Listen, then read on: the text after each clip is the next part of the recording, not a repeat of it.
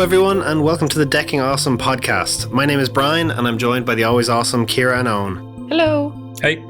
Today we're going to talk about how we balance dice summoners, the different paths we followed to focus on the players, the balancing of the dice and cards, and sometimes just throwing the rules of balance out the window for fun. We have done a podcast previously on balancing board games, but that was more a general podcast on it. Definitely have listened to it if you get a chance. You can find all our podcasts online. Today we're going to focus specifically on dice summoners. I think dice summoners came out really well. The balance on it is great. There's no definitive path to victory. It's whatever strategy you choose and playing it well. So tell me, how did we balance it with keeping the variety and keeping it fun? Well, the journey towards balancing a board game is always pretty difficult, but we tried to start off with the core concept of what did people enjoy when they're playing the game. And so that was trying to see when they played the game. One of the core concepts that they loved was picking up a whole bunch of dice, rolling them. There's also the concepts of like summoning cool creatures, like mythic creatures and things that they might are kind of familiar with. Lots of different kind of types of creatures out there and all sorts of different types of spells. Some people like to be a magician who, casts fireball, while some people want to have giant dinosaurs in their army. Everyone's different. And so also how that progresses from new players to advanced players as they learn more about the game. Yes, so I think we picked out the really key parts that people enjoyed and combined them with the different stages of the game. So there is the start, middle and end of the game. And we kind of wanted to keep those three pieces intact and so that different things happen at the different stages. And we wanted to make sure that that progression, people could feel that they're actually doing more in the game as the game moves on and that there's something worthwhile happens in each of those stages. So while it's always hard to tell exactly when each of those stages starts and ends, it's important for players to feel like they are progressing. So you probably need to have quite clear sections in the game. And once you've figured out those sections, or at least a basic structure for those sections, it makes it easier to balance the game. Yeah, because when you're playing the game, everyone kind of looks at the community cards in front of them and they might have this general idea as to what they want their final army to look like when they make their attack and as they progress through the game. So everyone has these grand designs of what they want, but some people also maybe want a smaller army and they'll probably get there quicker than everybody else. And other people want to get some people want to summon all the mythic creatures in the game. So it's all about trying to, yeah, some people do that, but it tends to make them lose because they spend so much dice on summoning mythic creatures. All the effort going into trying to get the really big hitters out in the game. Yeah, it's really fun though when you have them all in your army. But the opponent has their own scheme and their own plan, and so it's all about kind of building that army, building that game engine to try and capitalize on it and win at the end. Yeah, and in each section, you kind of want to make sure that there's cards available to the players that they can use. Like as we said, pulling out all your mythic creatures as early as possible sounds like a great idea, but people who can kind of see the structure of it know that if you don't have enough dice for that, if you use all your dice straight away without building up a good dice base, you're just going to leave yourself without any actions to do and completely open to a player's attack. So because of that, we kind of realized that we need to make sure that when you're building up your army, you're balancing that you're building up dice or you're getting better hitters in the short term. So that's how we split up, I think, a lot of the pieces to create the balance. And then I guess the dice were key to keep in mind because while you get a lot of variance on the dice on what you roll, you actually should be able to do something with them at all times. So that's pretty key as well. Yeah, because when you think of the dice in the game, you get the red and the blue dice. You see some people wanting to go for like quantity, so they want to get loads of blue dice, and they have to kind of build an army related to that. New players don't really have to worry too much about this. The game is kind of structured so that if you just kind of pick whatever you want, you'll still get enough actions. You might be missing out on some points, but it should be pretty good. The only problem you can get into is, say you summon the Chimera kind of early game, you might not be able to attack with that Chimera because it requires 3 sulfur to do it. So those are kind of gotchas that new players would feel kind of like annoyed because they summon this awesome creature and they can't even attack with it. But advanced players, and as they progress through the game, they'll realize that they can incorporate this creature in a different way than other cards, and so they start to see these small little differences in the cards and how they can affect the balance of your own army and what you're trying to go for. And so those, although the Chimera and the Baphomet, they're all end game big hitters, what you decide to do mid game or early game and the kind of composition of dice you pick, that really affects how well your army will function. Okay, so where we're talking there about the early, mid, and late stage cards, this kind of thing led us to more of a balance of the game, so where you could balance it so that no one is running away with it too early. When you get to kind of mid game and people are settling into their plan, their routine, you can start to focus on what your plan is, and building up a stronger army. And then you have the late game where you're sort of you're finishing it, you're ending it, you've got the big hitters out on the game. So talk to us about balancing like the early game cards. Yeah, so those 3 stages are very, very kind of important to what we noticed that players were doing throughout the game. The early game, we noticed that people were trying to build up their army, trying to build up their choices that they can make. Some people just wanted to get as many dice as possible. That gives them more options for what to do later on. Some people wanted to make sure that the creatures and spells that they picked gave them an offensive advantage when it comes into the mid game. So all those kind of early game decisions, it's not just about picking a load of basic creatures that you're just going to eventually sacrifice. It's about what those creatures and choices give you depending on what the opponent does. And then when you look at individual cards, you can then kind of focus on their intention. So the biggest example, especially with early game, is the basic creatures and the spells. A lot of spells require 1 dice symbol. So things like the attack and defend set, and then all the basic creatures, they all give you 1 dice. And that kind of allows us to focus those 2 as one group and then compare them to each other. So like the spell cards don't give you dice. So we wanted to make them more powerful, so that if a player does pick them, they're not missing out. So one player picks a basic creature, one player picks a spell card. They might be losing out on a dice, but they'll have more options of doing aggressive things, or they might give themselves more defense so that they can kind of like skip a little bit of the mid game because they can defend against these massive attacks. The other advantage of spell cards is what we found was in the early game, you might only have a limited amount of dice, and you can have a lot of dice left over if you're not planning carefully. And the idea is that spell cards were a way for us to fill that gap. So if you have an uneven number of dice in your early game, a lot of the stuff you need to do needs an even number of dice. Bringing spell cards in, when we originally decided to have them, was like for a use at the start of the game for a single dice. And maybe you've already used your creature attacks, or maybe you're building up your army and you're about to discard one of the basic creatures to summon an advanced creature. You want to be able to do something with the leftover dice you have that's still useful, especially for people who are really conservative. Some people will summon loads of creatures in the hope that they'll just have loads of dice, and by the statistical probability, they're going to get the dice that they need always. So they're going to get 10 dice when they know there's 5 symbols that they want, and they're just going to say that because they have 10 dice, it's likely that they're going to get them. Whereas some other people are really conservative with their dice. They're going to get enough that they can get the things they want. Maybe they're going to get like 5, but half of them are red. And then what you end up with is those conservative people can end up with 1 dice left over because they were looking for exactly the right amount. So I think that because we knew that in early game people were summoning basic creatures, we knew that we had that gap where you could end up with 1 lone dice, and that the idea was to bring spell cards into it so people who found themselves in that situation had something to do where it wasn't just carry over the dice. So early on, you had the balance of spells that will do more damage, but you have the creatures that give you the extra dice, and that's the offset. So do you want to build up your army, get a lot of dice? Maybe you can't do a lot of damage up front, but now you have more dice, which gives you more options. Or do you want to be able to do a lot of damage up front? So that was a good early game way off of spells and creatures. So what about mid game then? When you start moving beyond your initial setup and deciding what you're going to do, where do you start going from there? Yeah, mid game is kind of where the game opens up, and a lot of the community cards become available to players, and their different strategies that they want to pick.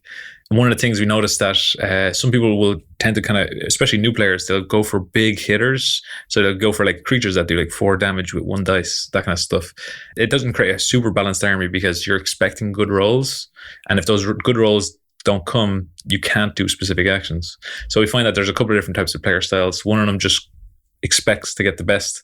And if they don't get that role, then their whole plan is shot. Whereas other players, more conservative, they want to get, no matter what I roll, I'll be able to do something with my dice, and I'll be able to do kind of more attacks. A couple of the mid-game cards that we kind of focus on were curses, those big, strong spell cards like combat sets, and then the advanced creatures. Yeah, so I think the red dice come into play here a good bit. So in early game, you're probably not going to have that many red dice to deal with, but a red dice was almost an evolution to go along with the advanced point you're at in your army.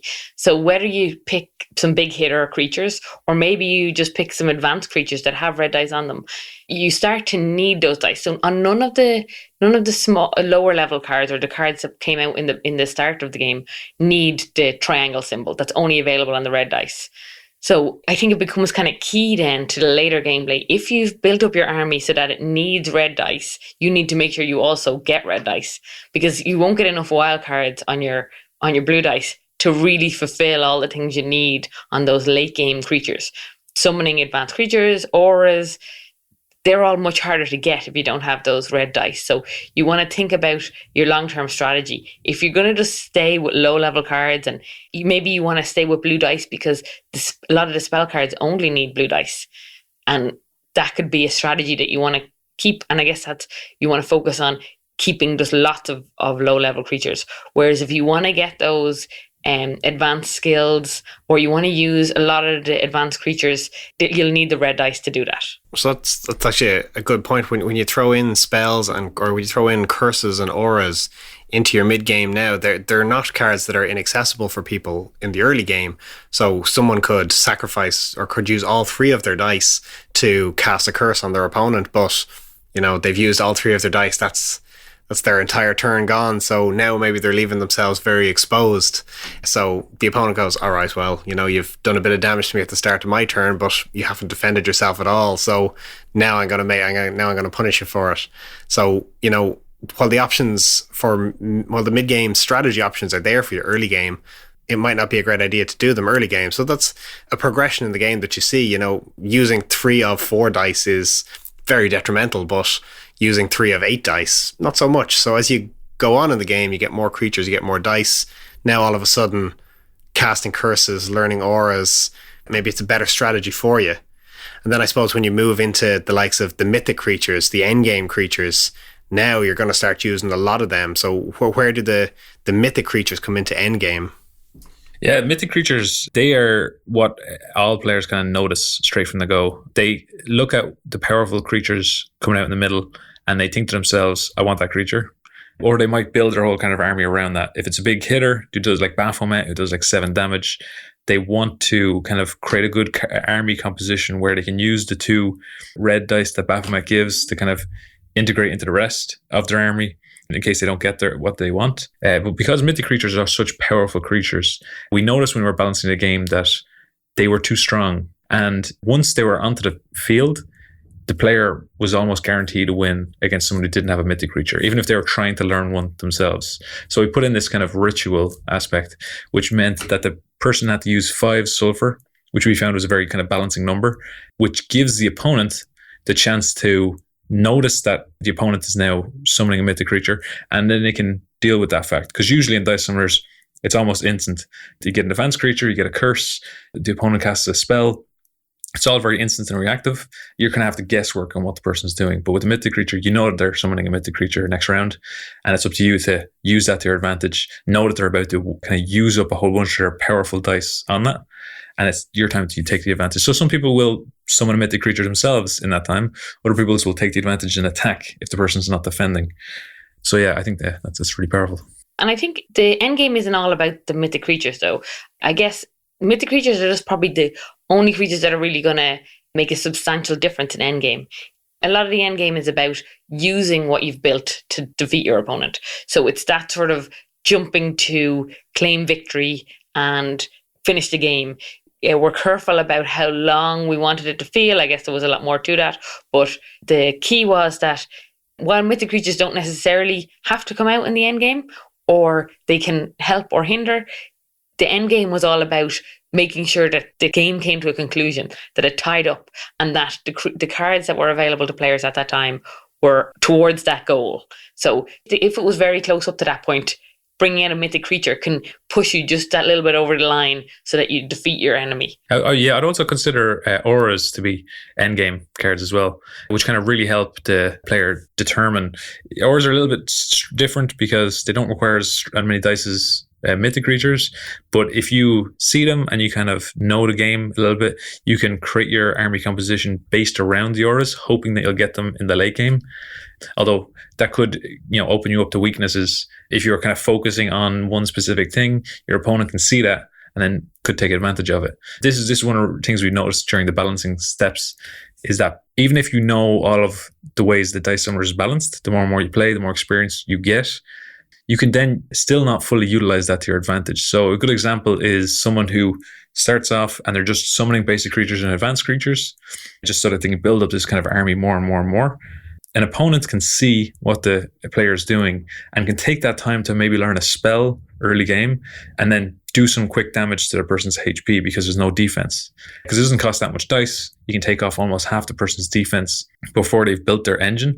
And so if you're paying attention to what your opponent is doing and your own plan, and you kind of modify it based on it, you can see that these early game, mid game, and end game can kind of change rapidly, and you can change your plan and build. And instead of having to build your full army with auras and mythic creatures, if you can potentially win without doing any of that, and you can take the kind of advantage and win right in the mid game, you should definitely take it.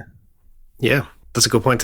So no matter what strategy you're taking, you're giving yourself an option for victory, as long as you're keeping an eye on your opponent to make sure that you can nip their plan in the bud as well. While if you see them clearly building up towards these mythic creatures that are doing big damage, maybe an aura with all of your advanced creatures is going to do just as much harm as their big guy when they finally get him out on the board. Yeah. Because you can see if your player is just going for one specific type of thing, whether it's healing or defending or attacking, if they don't have a nice balanced composition, then they're requiring like good rolls to be able to stop you from doing your plan. So you can kind of take advantage of it. And, it's all about that looking. It's not just two-player solitaire. This is very much a kind of interactive, what stage of the game, because different players might be in different stages.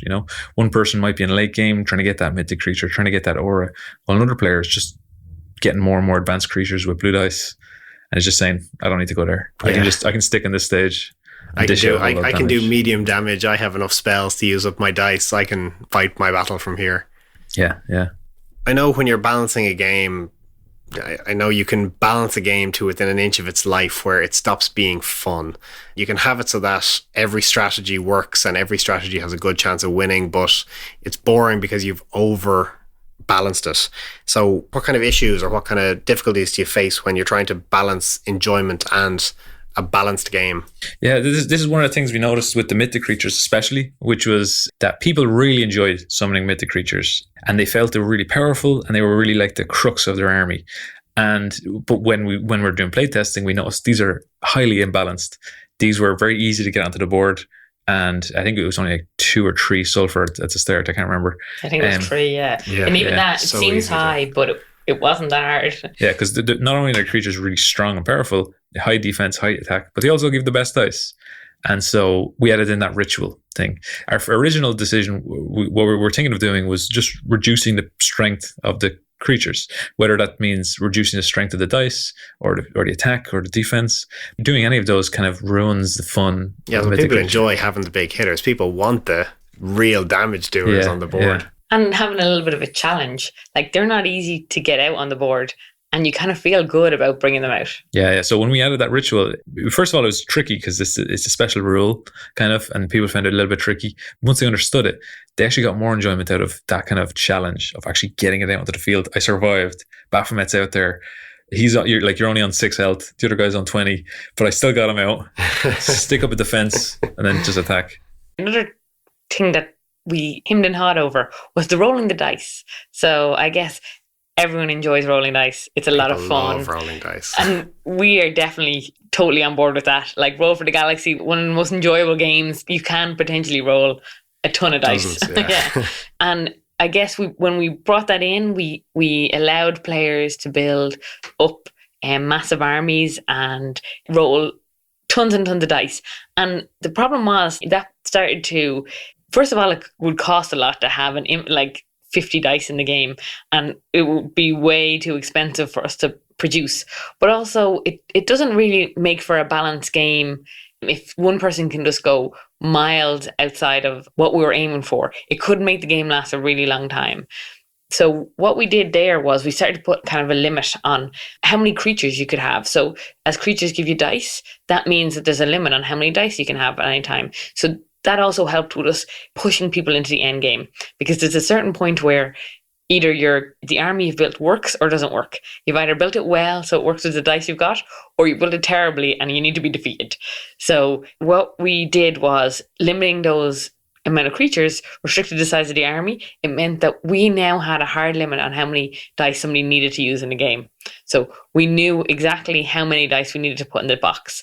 But that was a bit where we kind of had to force a limit on something so that it could balance the game and the game didn't go crazy. So even though we all enjoyed the rolling the dice, we did have to rein it back so that it made sense. Yeah, because people really do like rolling those dice. Totally agree. Putting that limit in also kind of gave different strategic elements to the game that we hadn't kind of really noticed before. It's kind of annoying if you have 6 basic creatures out and you roll 2 more Mercury that you can't get another basic creature.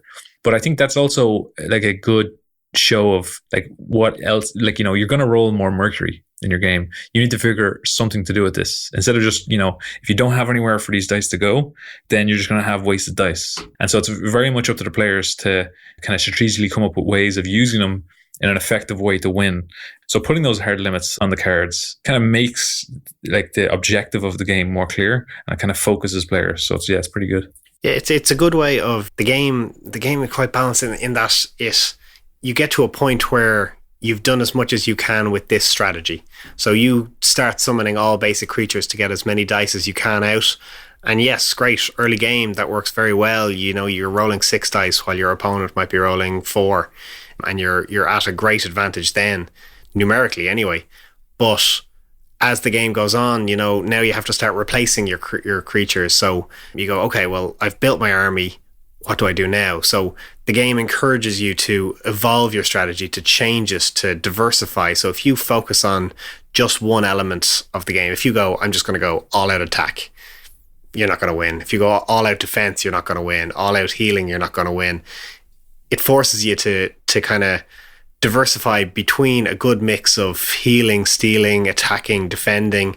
If you can't put up a couple of different strategies, you're not going to get very far in the game. So if you go all out attack, your opponent's just going to go, okay, I defend against half of that and I attack you back, but you have no defense. So it'll ultimately be your downfall. Same with that person who just puts up a giant wall of defense and does no attacking. All the while they're doing that, the other person's just building and building and building their army. So by the time they come to face that wall of defense in earnest, they can now do 30 damage. They wipe out your wall, they take off 10 health. You put all the effort into putting the wall back up and the wall gets knocked down again. Yeah. It's definitely a tricky one because, I think we found a great balance of the amount of maximum dice that a player can have and have fun rolling before they realize that, it's not just too boring. Because if you keep summoning mythic creatures and you keep adding in more and more advanced creatures, at some point you're just going to be holding like a much too big a pile of dice. Whereas, if you kind of cap it at a certain point, you're kind of leaving the players wanting more. They're just in there for rolling dice. Because people really do love just picking up a handful of dice and rolling them. You never see as much joy in someone's face when they're playing the game as when they pick up like 12 or 13 of the dice and just drop them all at once. One of the other issues that we found out was everyone kind of has their own strategy. When they see dice summoners the first time, they kind of gravitate to certain styles. But we wanted to kind of focus on interaction and kind of aggression and then competing for the win. So originally when we balanced the game, we had like the same amount of attacking creatures as defending creatures. We had lots of healing and stuff. And we didn't really have the concept of deck sets at that point. And we found that the games can kind of drag on a little bit if one person is perfectly defending and one person is perfectly attacking. But we found that we can kind of limit that and kind of change it by deciding what kind of cards are in the community, what kind of cards are available to people. And then if they want to defend, they just know that it's not going to be their whole thing. They won't be able to get just a full wall of creatures and spells. They can put up a significant defense, but they're going to have to think about alternative options as well. Like what kind of aggressive things can they do? What kind of heavy hitters they can put in. So you have a good balance of the types of cards that are available to you. Does this then mean, you can make other changes, you can go down different routes? What kind of options does that give you? So I guess we're able to figure out what sort of cards played well together. In the game, if you look in the rulebook, we have different deck sets that are available. And what we did was, when we found the balance of what worked well together, we were able to put together cards that play against that. So if you want to play kind of an attack game, we knew which cards drove that attack. But we were also happy that if you pick any 4 cards in the game across any of the advanced creatures, that they will work together. Some of them won't be, if you really want an attack game, obviously you don't bring in a load of angels, because that's just going to cause you to not have any cards you want to draw. But we did know that if you did mix a lot of angels with a lot of dinosaurs, they still balance. It just brings forward a different type of game. So having the balance across all the different sections and knowing where the basic cards fit, where the advanced cards fit, and where the mythic cards fit, you know how you can combine those things. So it made the gameplay pretty smooth, and we were happy that no matter what people decide on for, if they want to make up their own deck sets, that they work pretty well. I like the idea that someone's listening to this who hasn't played Dice Summoners and is now just imagining a dinosaur riding a T-Rex into battle. That's exactly how the game works. Yeah. Pretty much. Yeah, lots of different styles of cards. I think some people gravitate towards the angels, some people gravitate towards like zombies and stuff. We kind of have everything for everybody. Yeah, I'm really happy with the type of creatures that we came up with. Once you learn the balance of a game and you know the rules, so like even talking about the balance of the game, we knew the maths involved behind each advanced creature, each basic creature, and kind of the spells, and we knew how they would affect the main game, but they were still kind of loose. They had a kind of a vagueness to them, but at least we knew where the limits were, and so that allows us to create new cards that were kind of unknown beforehand. So one of them is kind of like the werewolf, who is kind of a very cool card who can attack in 2 different abilities. So he has no defense.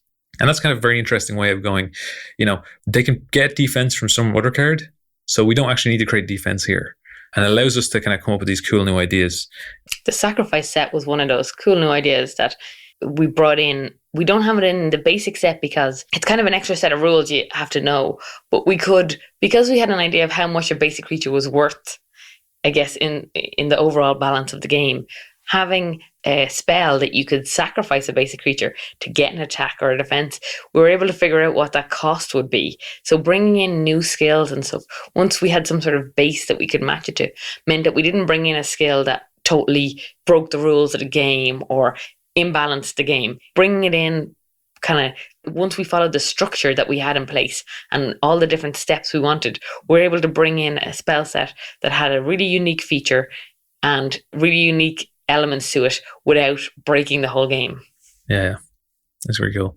And like when we're playing this as well and playtesting it, those deck sets you were mentioning, some of them came up kind of naturally as well. So we found that we have the balanced deck set. It's pretty much a starter one. It's also one that we play all the time just because it's very kind of straightforward. It doesn't have all the complex abilities, but it gives a good gameplay time. But as we're playing the deck sets, we realize that the combinations of the cards can lead to longer games where most of the game is done in end game. And then you have the attack set where, if you have a very good mid game and you've got some good dice rolls, you can win mid game before any of the mythic creatures are summoned. So all these kind of things, they really help make you understand, get more knowledge of the game. Like curses are a great example of a good card that we learned from balancing the game, because they're tough to figure out. Like if you look at the Achilles Mist, it does like 9 damage over 3 rounds for 2 salt, which is way too powerful. Usually that would be like 6 damage, but this does 9 damage. And I think through playtesting and through understanding the balance of the game, if people expect 3 damage each round, they can defend against it, and it kind of works its way out. So you can kind of see into making things more powerful. But if you understand the rules of the game, you can see that they're not going to be that powerful, because, in 3 rounds time, both people's armies are going to be stronger anyway. So that 9 damage is kind of reduced. Yeah. Anyway. So what about the dice? We have blue dice and we have red dice, different faces on both. How do you balance those? Yeah, well, when you have balance of the whole game and all the different cards, you begin to see that if you have a lot of blue dice or if you have a lot of red dice that are coming in from different cards, you can see how balanced those dice are in comparison to each other. So if one person chooses a style where they only pick blue dice and they only pick blue creatures, and then another person picks like some red creatures, you can see that the person with the red dice beforehand, we had it so that the red dice had 3 wild cards. That person gave them more options, and that dice became too powerful. It wasn't as balanced between the players' strategies. And on the opposite side of that, we had no wild cards on the blue dice for a while because we knew what sort of structure they needed to be, and we were kind of throwing it back and forth as to what the 6 symbols should be on the blue dice. We knew we didn't want any of the sulfur symbols because that gave too much of an element of you could do anything with the blue dice. And the whole point of the red dice was that it was an evolution of the blue dice. So we played around with it and we tried it out with having no wild cards. And having no wild cards meant that there was no like drive to aim for a card. So the players' like enjoyment of getting a wild card when they roll the blue dice was lost. So we really had to balance that carefully. Like, you wanted people to go, oh yes, I got something I can do anything with. Even though at the start of the game, all you can do with a wild card is either use the salt or the mercury symbol. There wasn't anything very fancy you could do with it. But having it on that gave people a little more enjoyment and a little more feel like they rolled a really good roll. So we kind of had to balance the fact that according to the maths we had applied, a wild card didn't really fit on it. But on the red dice then, having too many wild cards, even though mathematically you want the red dice to be amazing, you have to balance out the fact that that's maybe too much.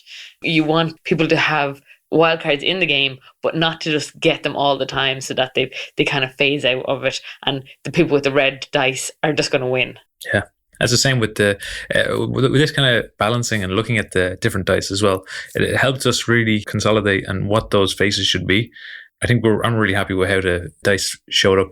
And then when you have a red dice and a blue dice, depending on what your army is and the army you're trying to go for, they can both be as valuable as each other, depending on what you're trying to go for. You got a lot of spells, you got a lot of creatures that require a lot of mercury. You're well worth just getting more blue dice than only a couple of red dice. It also leads us to doing interesting things like the Chimera card. So the Chimera creature, that one gives you 2 blue dice and a red dice, which is different than any other creature. And that's because we wanted the creature to be a little bit weaker, to not give it as many dice, because it does a big 10 attack. And we found that having 2 blue dice and a red dice, although that's more dice, it's not as effective at the end game. People want those red dice if they get a mythic creature. But you can use it to your advantage as well. If you're not even going to use the Chimera's attack, you're only going to use those blue dice. You can use that kind of disadvantage to your advantage. So you're summoning the biggest hitter in the game, the guy who does the most damage, and you're literally just using him for the dice he gives you. Yep. Being happy with the balance of the game on the whole really brought in a lot of new game options. So one of the things that we figured it was possible was simultaneous gameplay. So I think, Owen, you had been looking for this in the game for a while. You had been trying to figure out some way to just make the game progress faster in some instances.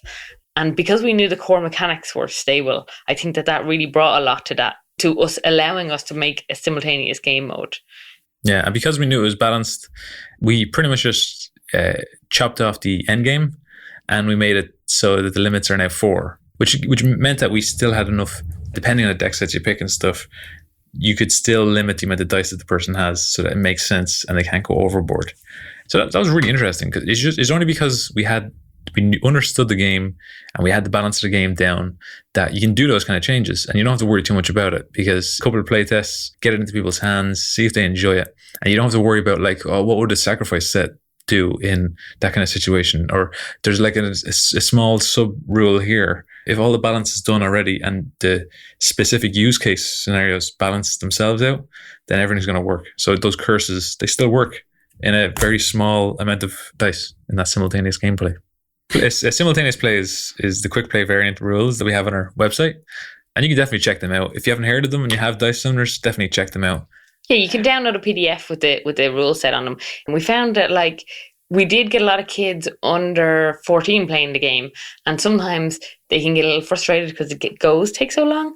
And quick play definitely, it doesn't have the strategic value of the long version, but it keeps them active and interactive. So if you're playing with a kid, or I think that's where our core market for that shorter game is. And I know we now send out the rules with any purchases recently, but we didn't actually have those rules when we started out because we didn't see the market for it, and we didn't really understand the full balance of the game until we got really comfortable with watching other people playing. And now pretty happy that provides an alternative if you want something a little more fast paced without the longer end game and the longer strategic value. Yeah, which brings up a good point of multiplayer in Dice Summoners as well. So like, a lot of people have asked for like 3-player or 4-player Dice Summoners. And although the balancing of 1v1 allows us to know what the kind of rules is in specific kind of scenarios, having multiple players fight in a competitive game adds a whole different set of challenges to the balance and the rules. We have some pretty cool ideas. It's usually going to be like 2v2 or 2v1 instead of free-for-all. We've thought about the free-for-all rules and stuff, and we can never figure it out other than fighting someone to your left. Yeah, the problem is king making. Without forcing people not to choose who to attack, it just seems a little bit like bullying happens. And maybe that's just because we don't play that many competitive games ourselves. So we would play a lot of 2-player competitive games.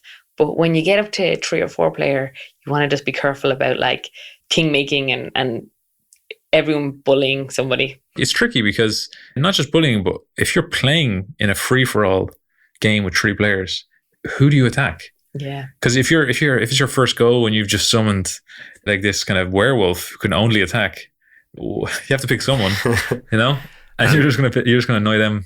And that's where king making becomes a hindrance. For those of you who don't know, king making is basically where you're not going to win, but you decide who does win.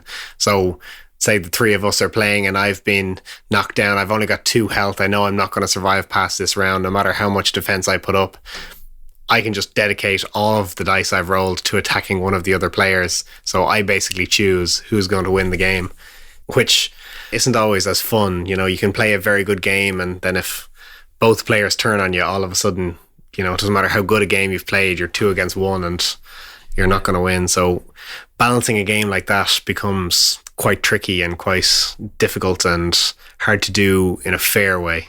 Yeah. So that's why games like 2v1 or 2v2, they can make sense. They can be kind of with the simultaneous rules. We're still kind of working at doing still a lot of playtesting on Dice Summoners on that kind of area. But yeah, we have a quick play variant, which is very fun. And so if you do have 3 players, just play 3 games of quick play variant. Or you can make up your own rules as well. The game's balanced enough anyway. If you make up your own rules and they work really well, send us an email. So is there anything else you'd talk about with regards balancing Dice Summoners? On our journey through like balancing Dice Summoners, we do find that getting the knowledge of the cards, individual cards, and then the overall scope of the game, it kind of always leads to like new ideas and new choices, and then kind of a laser focus as to what the problems are. And you might have a game where you're not really sure what the balance is and you're kind of working on cool new cards, and you might have to come up with like new ideas. If you know the balance of a game and you can see the gaps in your game, like new cards and new abilities and new mechanics and stuff that just fit in, because you're like, okay, well, I've got this healer and this defender. Well, what if I had a guy who, stole health? Or what if I had a guy who just did attacks and like 2 different attacks? Like new mechanics and new solutions, they just kind of fit into place when you make this kind of graph of your whole game. It's always going to be worth it, balancing a game. Okay, I suppose for anyone listening who hasn't managed to get themselves a copy of Dice Summoners yet, it is available on our website at www.dag.irish. If you want to give it a try before you purchase it, we have the game up on Board Game Arena at the moment. Thanks to Owen and Ciara, who've put in stellar work over the last couple of months getting the game up and running. So Board Game Arena is a platform where you can play board games for free. There's a premium tier, but you should be able to play Dice Summoners without the premium tier. Obviously, it's a really good platform. We really enjoy playing, especially through COVID. It has been a real lifesaver on getting to still play board games with our friends. The advantage of the platform is things like the rules that we have, they're all inbuilt into the program. So you don't have to remember that. You get an opportunity to use defense against a curse. The game will put in all those rules automatically. So it's actually quite an easy way to play a game. And it can be a little bit easier than on Tabletopia and stuff where you have to remember the rules, though they are really good platforms as well. So I think Owen has put in a particularly large effort on this. He got it up online for alpha and beta testing. So we're really, really pleased with how it came out. And it's definitely true to the game. So try it out on there. I think it's boardgamearena.com. Yeah, just Google Board Game Arena and then search for Dice Summoners and you should find it. There's a whole bunch of free games to play on Board Game Arena that you can definitely check out. We got loads. You probably will find us on there as well if you want to have a game. But yeah, it's really fun. All right, guys, I think that pretty much wraps it up on how we balance Dice Summoners. If you've enjoyed this, please share it, tell your friends, find us on social media. We should be across all the platforms and give us a follow. We've been decking awesome games and thank you for listening. See you later. Cheers. Bye.